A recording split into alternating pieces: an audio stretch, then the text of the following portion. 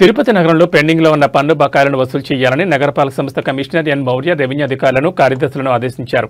నగరంలోని ఆస్తి పన్నుల వసూళ్లపై గురువారం సాయంత్రం రెవెన్యూ అధికారులు, ఇన్స్పెక్టర్లు, సచివాలయ కార్యదర్శులతో కమిషనర్ సమీక్షా సమావేశం నిర్వహించారు.